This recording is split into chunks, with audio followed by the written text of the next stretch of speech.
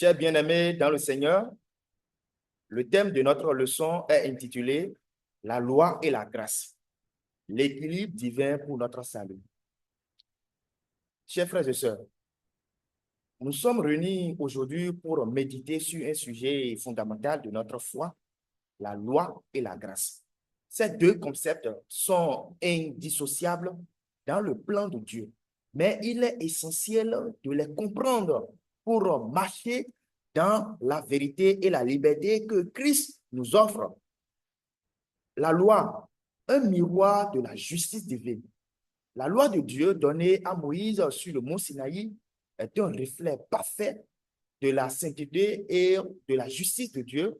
Elle nous enseigne ce qui est bien et mal et elle met en lumière nos péchés. L'apôtre Paul exprime dans Romains chapitre 7, verset 7, « Je n'aurais pas connu le péché si ce n'était pas la loi. » La loi nous montre combien Dieu est saint, révèle notre incapacité à atteindre cette sainteté par nos propres forces, nous pousse à reconnaître notre besoin d'un sauveur, mais la loi en elle-même ne peut pas nous sauver. Elle nous condamne le péché, mais elle ne donne pas la puissance de le vaincre. La grâce, le don immérité de Dieu, la grâce, en revanche, est l'expression de l'amour et de la miséricorde de Dieu envers l'humanité. Jésus-Christ est venu accomplir la loi et offrir la grâce par son sacrifice à la croix. Dans le livre de Jean, chapitre 1, verset 17, déclare car la loi a été donnée par Moïse, mais la grâce et la vérité sont venues par Jésus-Christ.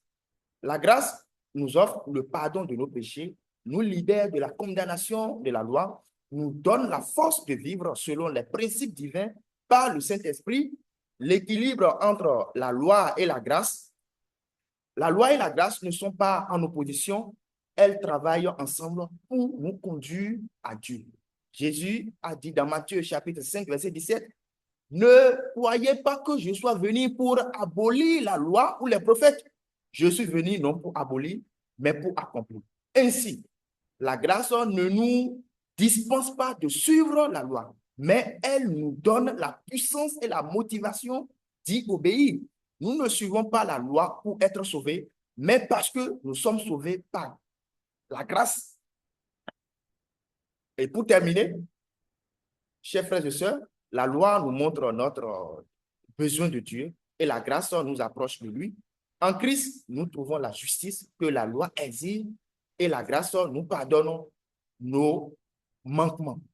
Marchons donc dans l'obéissance et donc dans la reconnaissance, comme on le dit, Éphésiens chapitre 2, versets 8 à 9, car c'est par la grâce que vous êtes sauvés, par le moyen de la foi. Et cela ne vient pas de vous, c'est le don de Dieu. Ce n'est point par les œuvres, afin que personne ne se glorifie.